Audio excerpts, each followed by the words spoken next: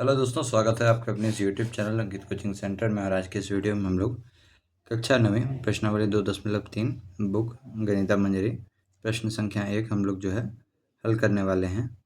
और इस वीडियो में हम लोग पूरा प्रश्नावली 2.3 हम लोग करेंगे, तो वीडियो को ध्यान से देखिएगा। देखिए, पहला नंबर प्रश्न क्या है कि एक विद्यार्थी के बचत खाते में 500 रुपये है। मतलब जो है एक बच्चा है जिसके सेविंग अकाउंट में जो है 500 रुपया है, और बताया गया है कि उसे 150 रुपये प्रति माह जेब खर्च के रूप में मिलता है। मतलब 150 रुपया जो है आपको जो है प्रति माह जेब खर्च मतलब पॉकेट मनी के रूप में मिलता है। ठीक है। आगे बताया गया है दूसरे महीने से लेकर प्रत्येक महीने के अंत में उसके खाते में कितनी धनराशि होगी। देखिए क्या बोला कि पहला जो है आपको बोला जो बच्चा है उसका खाता में 500 रुपया था, और ये जो 150 रुपया प्रति माह है वो दूसरे महीने से मिलने के लिए स्टार्ट हुआ है, और दूसरे महीने से लेकर अंत तक में उसके पास कितना पैसा होगा। आपको बोल रहा है क्वेश्चन में कि एनवे मंथ में, है ना। एन मतलब कि जब नंबर आपका जो इन्फिनिटी लास्ट तक मानिए कि एनवे मंथ में उसके खाते में जमा धनराशि को दर्शाने के लिए हम लोग को रैखिक व्यंजन ज्ञात करना है इसका। ठीक है। तो देखिए रैखिक व्यंजन किस तरह ज्ञात करेंगे। सबसे पहले देखिए इसके जो खाते में बचत राशि के रूप में कितना आपका जो है 500 रुपया है ना। तो खाते में जो है बचत राशि क्या लिखेंगे, खाते में बचत राशि 500 रुपये। इसको हम लोग सॉल्व करते हैं। प्रश्नावली 2.3 है ना, क्वेश्चन नंबर 1 इसको हम लोग बनाते हैं। तो पहला नंबर का हम लोग सोल्यूशन करेंगे, लिखेंगे खाते में बचत राशि। क्या लिखेंगे, खाते में बचत राशि। तो देखिए खाते में इसका जो बचत राशि है वो कितना रुपया है, 500 रुपया है। और जो है प्रत्येक माह उसको जेब खर्च मिल रहा था, तो लिखेंगे प्रति माह जेब खर्च, है ना। प्रति माह जो जेब खर्च जो मिल रहा था वो कितना रुपया है, वो आपका 150 रुपया है। तो देखिए अब ये जो जेब खर्च है वो आपको हम क्वेश्चन में बताया कि दूसरा महीना से मिलने के लिए स्टार्ट हुआ था। तो देखिए क्या होगा कि पहला महीना 500 रुपया था, दूसरा महीना आपका जो है 500 में हम लोग 150 जोड़ेंगे, है ना। तीसरा महीना में उसी तरह आपका जो है 150 का दोगुना है क्या नहीं। तो इसी तरह हम लोग का देखिए पैटर्न बनेगा, और उसी से हम लोग को क्वेश्चन में रैखिक युग्म बोला था, तो हम लोग फाइंड करेंगे। ठीक है, पता करेंगे। तो लिखेंगे, अब कैसे पता करेंगे, तो हम लोग पैटर्न बनाते हैं। ठीक है, लिखेंगे पैटर्न को देखें। ठीक है, कैसे देखते हैं पैटर्न को, लिखेंगे प्रथम माह। तो देखिए प्रथम माह में हम यदि बात करें तो उसको सिर्फ 500 रुपये मिला था जो उसके बचत खाता में था, और दूसरा माह से जो है ये 150 रुपये मिलने के लिए स्टार्ट हुआ था। अब यदि क्वेश्चन में देखेंगे तो आपको दिखाई पड़ेगा, यहाँ पे लिखा हुआ है क्वेश्चन में साफ साफ लिखा हुआ कि दूसरे महीने से लेकर, है ना, यानी ये जो 150 रुपया है वो दूसरे महीने से मिलने के लिए स्टार्ट हुआ है। तो हम लोग लिखेंगे प्रथम माह में तो 500 रुपया है, और लिखेंगे द्वितीय माह, है ना, द्वितीय माह। तो द्वितीय माह में देखिए 500 रुपया उसके पास था, 500 रुपया उसके पास था, और उसको जो है 150 रुपये एक्स्ट्रा मिल गया, है ना, पॉकेट खर्चा के रूप में। अब देखिए तो टोटल कितना हो गया उसके पास, 650 रुपया, है ना। आगे देखिए उसी तरह जो है तृतीय माह,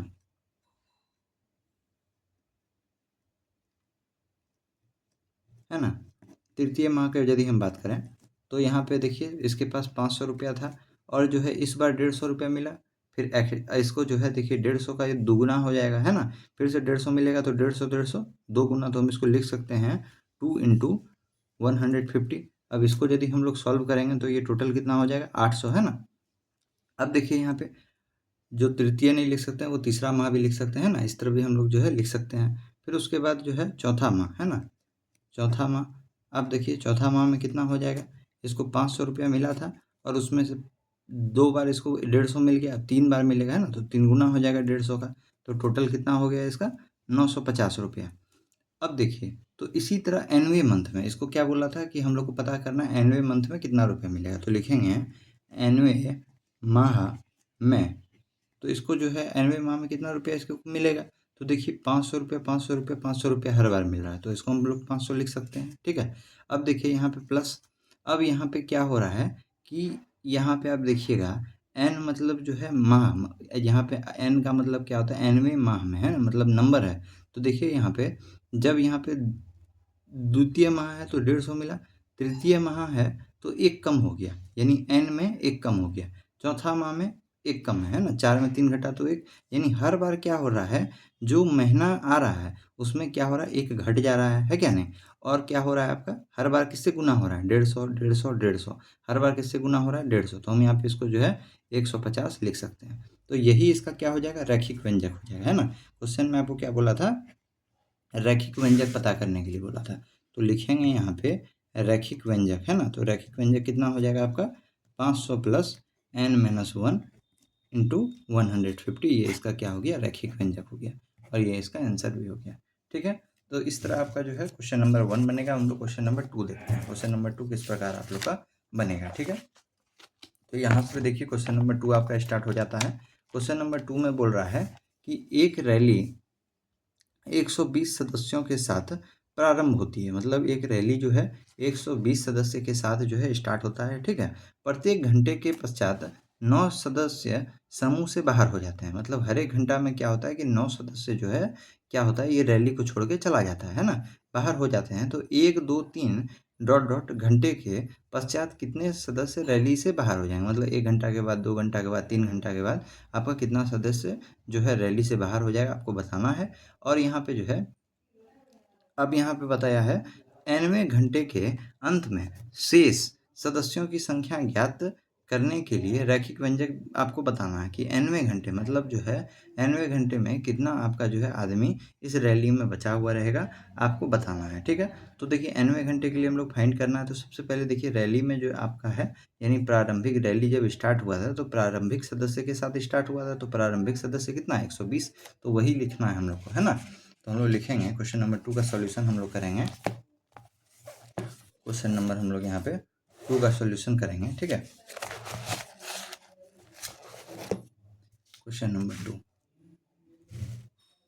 यहाँ पे देखिए लिखेंगे, रैली जो स्टार्ट हो रहा था वो जो है प्रारंभिक सदस्य के साथ स्टार्ट हो रहा था। तो टोटल आप लोग का जो है शुरू में सदस्य कितना था, तो शुरू में आप लोग का सदस्य का यदि हम बात करें तो वो कितना था आप लोग का, 120 था, है ना। और हर घंटा जो है क्या हो रहा था, 9 सदस्य आपका छोड़ के चला जा रहा था। तो लिखेंगे प्रत्येक, है ना, प्रत्येक घंटे, प्रत्येक घंटे बाहर होने वाला सदस्य, है ना।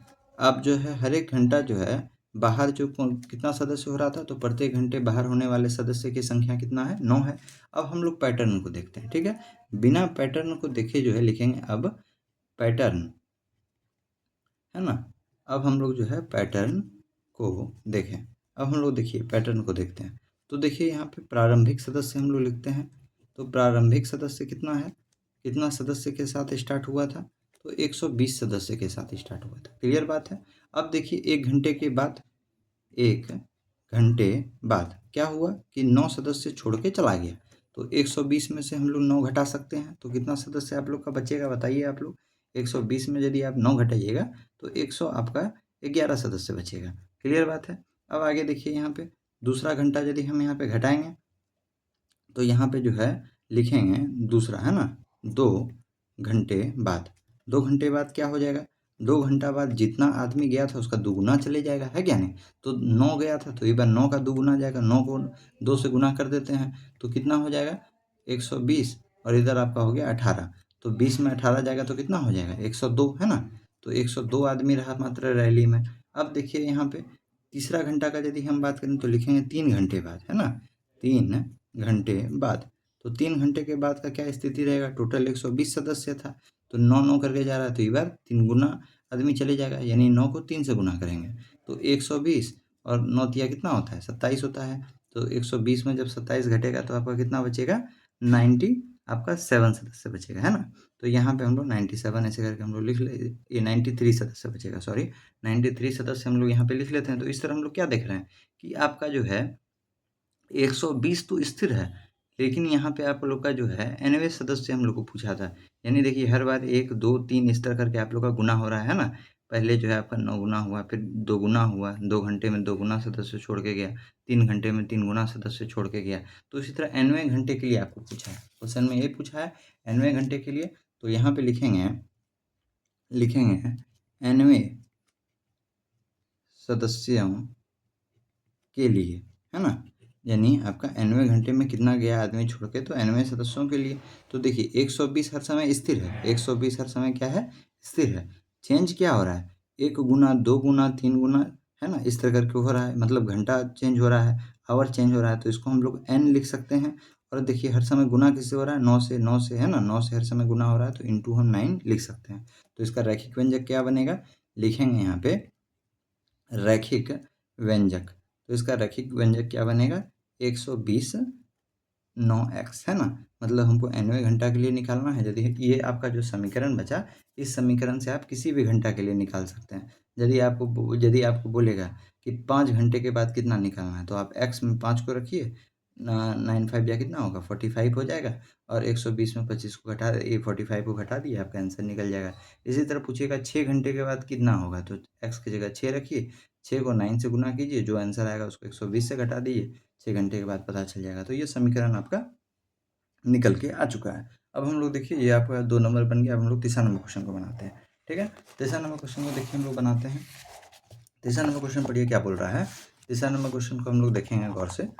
यहाँ पे देखिए बोल रहा है कि मान लीजिए कि एक आयत की लंबाई 13 सेंटीमीटर है, मतलब एक आपका आयत है, उसका लंबाई कितना दिया हुआ है, 13 सेंटीमीटर दिया हुआ है। आयत का क्षेत्रफल आपको ज्ञात करना है। आयत का क्या करना है, आपको क्षेत्रफल ज्ञात करना है। यदि क्वेश्चन में दिया हुआ, यदि उसकी चौड़ाई, आयत क्या होता है, रेक्टेंगल, है ना, उसकी चौड़ाई आप लोग का देखिए, लंबाई एक ही 13 सेंटीमीटर दिया है, लेकिन चौड़ाई अलग अलग दिया है, कभी 12 सेंटीमीटर, कभी 10 सेंटीमीटर, कभी 8 सेंटीमीटर। तो हमको ये तीनों, आप चौड़ाई का जो है और लंबाई को यूज करके हमको तीनों के लिए आयत का जो है हमको क्षेत्रफल दिखाना है, और साथ में इसका रैखिक प्रारूप भी हमको बताना है। तो उम्मीद करते हैं आपको क्वेश्चन समझ में आया होगा। चलिए हम लोग 3 नंबर भी हम लोग बनाते हैं, ठीक है। चलिए 3 नंबर बनाते हैं।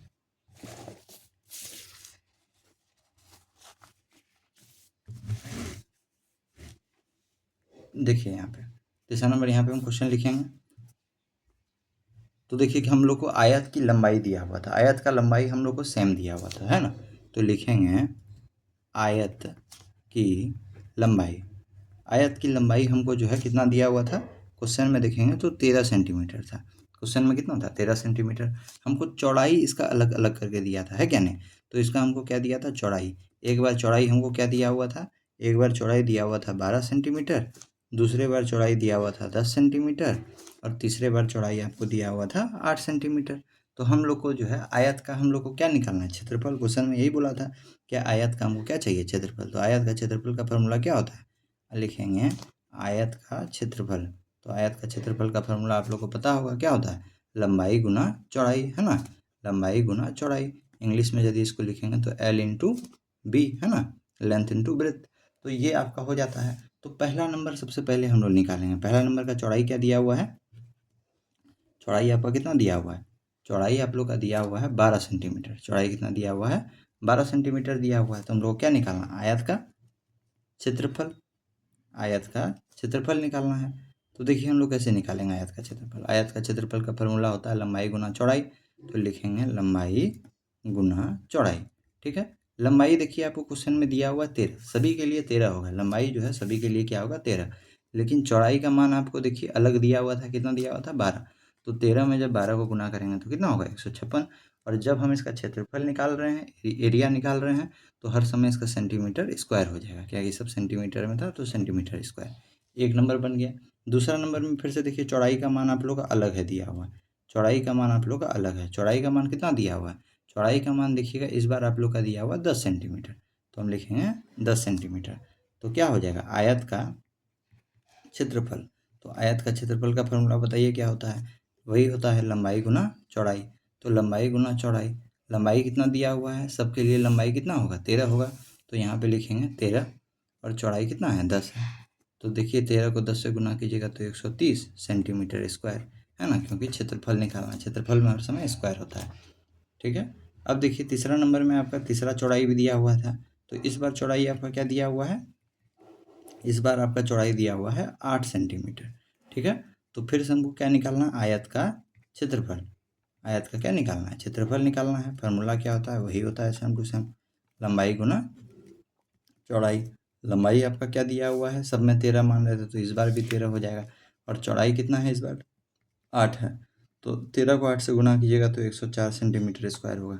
ठीक है, तो देखिए हम लोग को इसका क्या निकालना है, रैखिक प्रतिरूप निकालना है। क्या निकालना है हम लोग को, रैखिक प्रतिरूप। क्वेश्चन में यही नहीं बोला है कि हम लोग को जो है इसका रैखिक प्रतिरूप निकालना है। तो रैखिक प्रतिरूप यदि हम लोग निकालेंगे तो देखिए यहाँ पे आप यदि देखिएगा, लंबाई जो है वो क्या है, लंबाई जो है वो स्थिर है, लंबाई वो क्या है, स्थिर है। और क्या बदल रहा है, चौड़ाई बदल रहा है क्या नहीं। तो रैखिक प्रतिरूप हम इसका क्या निकालेंगे, लिखेंगे कि लंबाई आपका बदल रहा है। तो लंबाई में देखिए हर जगह क्या है, 13 है, 13 लंबाई आपका स्थिर है, मतलब हर जगह 13 है, तो यहाँ पे 13 लिखेंगे, है क्या नहीं। लेकिन बदल क्या रहा है, हर जगह आपका चौड़ाई बदल रहा है। तो चौड़ाई की जगह हम इसको लिख सकते हैं, चौड़ाई की जगह लिख सकते हैं, चौड़ाई को हम लोग क्या बोलते हैं, चौड़ाई को हम लोग इंग्लिश में ब्रेथ बोलते हैं ना। तो इसको लिख सकते हैं 13 × b या 13 चौड़ाई, है क्या नहीं। इसको हिंदी में जो लिख रहे हैं तो 13 चौड़ाई लिख सकते हैं। तो आयत का क्षेत्रफल आपका भी यही हो जाएगा। यदि हमको आयत का क्षेत्रफल यदि हमको निकालना है, आयत का यदि हमको क्षेत्रफल निकालना है तो वो भी इसका क्या हो जाएगा, 13 × b, है ना। चौड़ाई को आप थोड़ा सा इंग्लिश में b भी लिख सकते हैं। ठीक है, तो ये आपका क्या हो गया, आंसर हो गया। देख लीजिए, यही हमको क्वेश्चन में बोला था। क्या बोला था क्वेश्चन में कि हमको आयत का क्षेत्रफल ज्ञात करना है, तो आयत का क्षेत्रफल भी हम आपको बता दिए, साथ में रैखिक प्रतिरूप भी ज्ञात करना है, तो रैखिक प्रतिरूप भी बता दिए, है क्या नहीं। अगला क्वेश्चन देखिए 4 नंबर क्या बोल रहा है। 4 नंबर बोल रहा है कि मान लीजिए कि एक आयताकार बक्से की लंबाई आपका 7 सेंटीमीटर दिया हुआ है, यानी बक्से का जो लंबाई है वो आपका 7 सेंटीमीटर दिया हुआ है, और उसकी चौड़ाई 11 सेंटीमीटर है, और उसका चौड़ाई क्या है, 11 सेंटीमीटर। और बक्से का आपको आयतन इस बार ज्ञात करना है। इस बार बक्से का क्या ज्ञात करना है, आयतन ज्ञात करना है। और यदि उसकी चौड़ाई आपका एक बार 5 सेंटीमीटर हो, है ना, सॉरी, ऊंचाई उसका एक बार 5 सेंटीमीटर और 9 सेंटीमीटर और 13 सेंटीमीटर हो, तो आयताकार बक्से के आयतन को दर्शाने के लिए रैखिक प्रतिरूप भी आपको ज्ञात करना है। ठीक है, इस बार देखिए आपको आयतन पूछ दिया है। पिछली बार क्या पूछा था आपसे, आपसे पिछली बार आपका क्षेत्रफल पूछा था, इस बार आपसे आयतन पूछ दिया है। तो इस बार देखिए इसको भी बनाने का हम लोग के पास, कैसे बनाएंगे उसको हम लोग देखते हैं। तो सबसे पहले देखिए आपको क्वेश्चन में क्या क्या गिवन है, दिया हुआ है, लंबाई दिया हुआ है और आपको चौड़ाई दिया हुआ है। क्वेश्चन में देखिए लंबाई भी दिया हुआ है, यहाँ पे चौड़ाई भी दिया हुआ है, आपको ऊंचाई अलग अलग करके दिया है। ठीक है, तो देखिए हम लोग इसको बनाते हैं, कैसे बनाएंगे देखिए, लिखेंगे, इसके लिए नया पेज ले लेते हैं।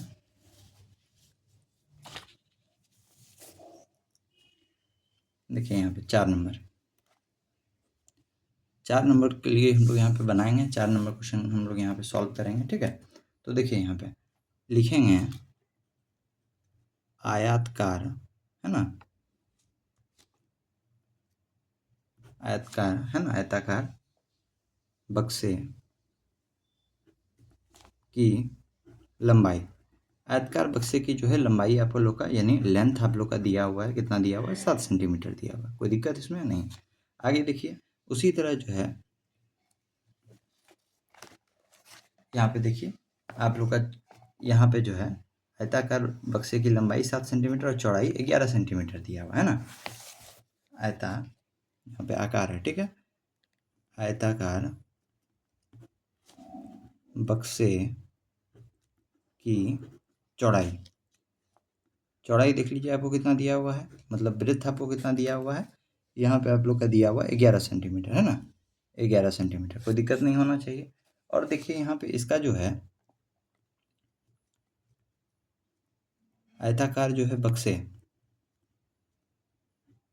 की लंबाई, ये आप लोग का अलग अलग दिया हुआ है, जिसको हम लोग हाइट बोलते हैं, है ना। पहला बार में क्या दिया हुआ है, पहला बार में आपको दिया हुआ है कितना सेंटीमीटर, 5 सेंटीमीटर, है ना, तो लिखेंगे 5 सेंटीमीटर। दूसरा बार में आपको दिया हुआ है 9 सेंटीमीटर, और तीसरा बार में आप लोग को दिया हुआ है कितना सेंटीमीटर, 13 सेंटीमीटर। तो यहाँ पे हम लोग को लिखना है 13 सेंटीमीटर। ठीक है, चलिए हम लोग इसको सॉल्व करते हैं, देखिए कैसे बनेगा। तो सबसे पहले हम लोग का बक्से का, इस बार हम लोग को आयतन पूछा था, है ना, तो लिखेंगे आयताकार बक्से का, क्वेश्चन में आपसे क्या पूछा था, आयतन, ठीक है, वॉल्यूम, है ना। तो यहाँ पे देखिए इसका जो है फार्मूला क्या होता है, तो इसका लंबाई गुना चौड़ाई गुना ऊंचाई, L × B × H इसका फार्मूला होता है। ठीक है, तो देखिए हम लोग इसको कैसे बनाएंगे। तो पहला नंबर हम लोग को ऊंचाई देखिए दिया हुआ है, पहला नंबर ऊंचाई को हम लोग कैसे, यहाँ पे देखिए लंबाई दिया हुआ है ना, सॉरी, लंबाई आप लोग को दिया हुआ है, लंबाई को ही यहाँ पे हम, लंबाई तो लेंथ हो गया, यहाँ पे ऊंचाई होगा। ठीक है, ऊंचाई होगा, ठीक है। ये दुर्गहु है ऊंचाई, जिसको हाइट बोलते हैं, तो वही लिखेंगे ऊंचाई, ठीक है। ऊंचाई आपका कितना दिया हुआ है, ऊंचाई आपका पहले में 5 सेंटीमीटर दिया हुआ है, ठीक है। तो लिखेंगे 5 सेंटीमीटर, कोई दिक्कत नहीं होना चाहिए। ऊंचाई आपका 5 सेंटीमीटर दिया हुआ है, तो इसका हम लोग को क्या पता करना है, आयतन। आयतन पता करेंगे तो फार्मूला क्या हो जाएगा, L into B into H. L का मान देखिए दिया हुआ है 7, बी का मान दिया हुआ है 11, ठीक है। तो 7 और 11 इसमें तो कोई डाउट नहीं है, लेकिन जो है इसका जो है ऊंचाई कितना हो जाएगा, 5 हो जाएगा। तो इसको जब हम लोग गुना करेंगे तो इसका आंसर कितना आ जाएगा आप लोग का, 385 सेंटीमीटर क्यूब आ जाएगा, क्योंकि इस बार आयतन बोला है फाइंड करने के लिए, है ना। इस बार फिर देखिए दूसरा नंबर में जो है इसका ऊंचाई फिर से हम लोग को दिया हुआ है, ऊंचाई कितना दिया हुआ है, 9 सेंटीमीटर, ठीक है। तो इसलिए इसका आयतन देख लीजिए, यदि हम लोग आयताकार बॉक्स का जो है, आयताकार बॉक्स का आयतन यदि निकालेंगे तो फार्मूला वही होगा, L into B into H. तो यहाँ पे देखिए L आपका 7 है, ब्रेथ आपका जो है 11 है, लेकिन इस बार आपका ऊंचाई में जो है परिवर्तन हो जाएगा, 9 हो जाएगा। तो ये पूरा को आप गुना कीजिएगा तो 693 सेंटीमीटर आप लोग का क्यूब आ जाएगा, ठीक है। और इसी तरह आप जो है तीसरा नंबर फिर से आपका ऊंचाई जो है अलग दिया हुआ है, हाइट आप लोग का अलग दिया हुआ है 13 सेंटीमीटर। तो इस तरफ फिर से आपको क्या पता करना है, आयतन पता करना है। इसका आयतन पता कीजिएगा तो फिर से वही फार्मूला होगा, L into B into H, है क्या नहीं, L into B into H. 7 और 11 लेंथ और ब्रेथ तो सेम रहेगा, लेकिन हाइट आपका 13 हो जाएगा। तो 13 जब इस सबको गुना कीजिएगा तो आपका आंसर कितना आएगा, 1001 सेंटीमीटर क्यूब, है ना। तो ये आप लोग का जो है तीनों का आप लोग का अलग अलग ऊंचाई का आप लोग का आंसर आ गया, ठीक है। अब देखिए यहाँ पे, तो यहाँ पे हम लोग को क्या बोला था क्वेश्चन में कि आयताकार बक्से का जो है आयतन को दर्शाने वाले रैखिक प्रतिरूप बनाना है। इसका हम लोग क्या बनाना है, रैखिक प्रतिरूप। तो कैसे बनाएंगे रैखिक प्रतिरूप, देखिए यहाँ पे लिखेंगे रैखिक प्रतिरूप, क्या लिखेंगे, रैखिक प्रतिरूप, ठीक है, रैखिक प्रतिरूप। तो रैखिक प्रतिरूप में देखिए आपका एल आपका जो लेंथ है और बी आपका जो ब्रेथ है, मतलब लंबाई और चौड़ाई है, वो आपका सेम है, वो आपका क्या है, सेम है। लेकिन आप लोग का अलग अलग क्या है, आप लोग का जो है ऊंचाई अलग है, मतलब हाइट आप लोग का अलग है। तो हम 7 और 11 लिख सकते हैं, 7 और 11 हम यहाँ पे लिख सकते हैं, 7 इंटू 11 का, कि ये दोनों सेम है। चेंज क्या हुआ है, सिर्फ ऊंचाई की जगह चेंज हुआ है। तो ऊंचाई की जगह हम लोग क्या लिखते हैं, इसको हाइट लिख सकते हैं, एच लिख सकते हैं, है क्या नहीं। तो देखिए 11 को 7 से गुना कीजिएगा तो 77 हो जाएगा, और इंटू जो है एच का एच, ये आपका क्या हो गया, रैखिक प्रतिरूप हो गया, और यही आपका आंसर हो गया, ठीक है। तो यहाँ पे आप इसको देख सकते हैं अच्छा से। आगे देखिए, ये आप लोग का जो है क्वेश्चन नंबर 4 का सॉल्यूशन है। अब हम लोग जो है क्वेश्चन नंबर 5 को देखेंगे, ठीक है। अब हम लोग जो है क्वेश्चन नंबर 5 को देखेंगे।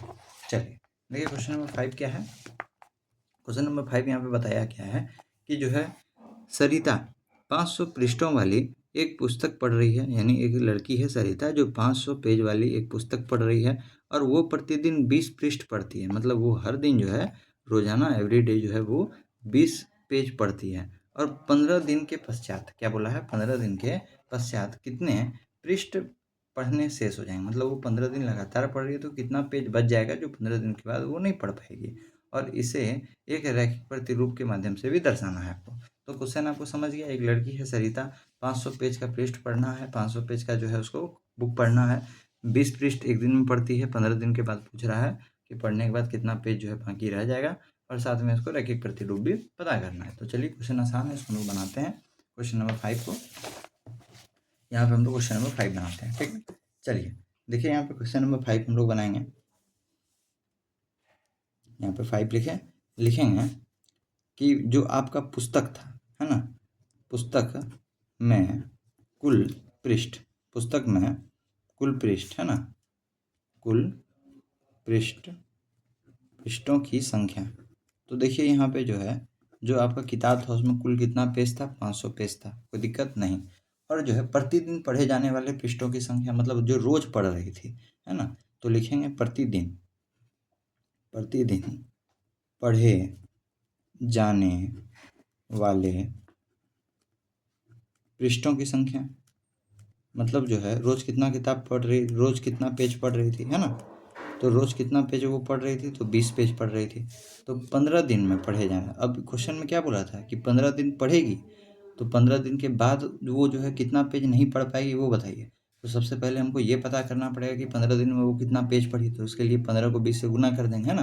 तो सबसे पहले निकालेंगे 15 दिनों में, 15 दिनों में पढ़े गए पृष्ठों की संख्या, ठीक है, पृष्ठों की संख्या। तो 15 दिन में वो कितना पेज पढ़ ली, तो एक दिन में 20 पेज पढ़ती थी और 15 दिन का बात हुआ है, तो इसको गुना करेंगे तो 15 दूनी 30 और एक और जीरो लगा देंगे, तो इतना जो है ये पृष्ठ, इतना पेज ये पढ़ती है, ठीक है। तो 300 पेज ये 15 दिन में पढ़ी।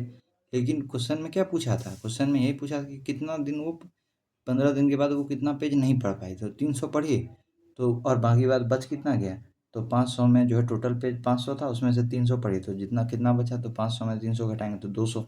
तो लिखेंगे 15 दिन में, लिखेंगे 15 दिन के बाद, क्या लिखेंगे, 15 दिनों के बाद बचे हुए पृष्ठों की संख्या, है ना, पृष्ठों की संख्या। तो 15 दिन के बाद बचे हुए पृष्ठों की संख्या का यदि हम बात करें तो टोटल कितना पेज था, कितना पेज था 500, और कितना पेज वो पढ़ ली थी 300, तो कितना नहीं पढ़ पाए, 200 पृष्ठ वो नहीं पढ़ पाए, 200 पेज वो नहीं पढ़ पाए। 15 दिन के बाद बचे हुए पृष्ठों की संख्या, तो यहाँ पे हम लोग निकालेंगे, निकाले कितना 200 निकाल लिए। जब 200 निकाल लिए तो अब हम लोग पैटर्न को देखते हैं। अकॉर्डिंग टू क्वेश्चन जो है हम लोग क्या देखेंगे, पैटर्न को देखेंगे, लिख लीजिएगा, पैटर्न को देखते हैं। तो पहला दिन, है ना, पहला दिन का यदि हम बात करें तो पहला दिन वो जो है 500 पेज पढ़ी थी, है ना, इसमें लिख देते हैं। अब पैटर्न को देखें, है ना, अब पैटर्न को देखें, चलिए हम लोग देखते हैं पैटर्न को। तो पैटर्न को देखेंगे, सबसे पहले 500 पेज था, उसमें से वो हर एक दिन 20 पेज पढ़ती थी, तो कितना पेज बचा, 480 पेज, है ना। फिर दूसरा दिन जो है, दूसरा दिन का यदि हम बात करें तो 500 पेज पढ़ी थी, ठीक है। अब इस बार जितना पेज पढ़ी थी, 500 पेज था टोटल, 20 पेज पढ़ी थी, दूसरा दिन उसका दोगुना हो जाएगा, यानी 20 का दोगुना करेंगे तो कितना हो जाएगा, 500 माइनस 40, तो टोटल वो कितना पेज पढ़ी, 460, है ना। तीसरा दिन का बात करें तो तीसरा दिन का यदि हम बात करेंगे तो जितना पेज पढ़ती थी उसका क्या हो जाएगा, 3 गुना हो जाएगा, यानी 500 में 3 को गुना करेंगे 20 से, तो देखिए इधर कितना हो गया, 3 दूनी 6 यानी 60, 500 में 60 यदि घटाएंगे तो 440 बचेगा, है क्या नहीं। और जो है चौथे दिन यदि हम बात करें तो 4 गुना हो जाएगा, 500 टोटल पेज था, तो 4 से गुना करेंगे 20 को, है ना, तो टोटल आप लोगों का कितना हो जाएगा, 420 हो जाएगा, है क्या नहीं। तो ये आपका दिया हुआ है, तो हमको इसका क्या बनाना है, रैखिक प्रतिरूप बनाना है, यही बोल रहा था ना क्वेश्चन में। तो रैखिक प्रतिरूप हम लोग कैसे बनाएंगे, तो लिखेंगे रैखिक प्रतिरूप, कैसे बनाएंगे रैखिक प्रतिरूप, देखिए सबसे पहले यहाँ पे देखिए सब में क्या आ रहा है, 500 500 500 500, तो यहाँ पे हम 500 लिख दिए, कोई दिक्कत नहीं। अब देखिए बदल क्या रहा है, 1 गुना 2 गुना 3 गुना 4 गुना, यानी दिन बदल रहा है, नंबर ऑफ डेज बदल रहा है, तो हम इसको n लिख सकते हैं। और हर एक ये नंबर में किससे गुना है, 20 से गुना है क्या नहीं।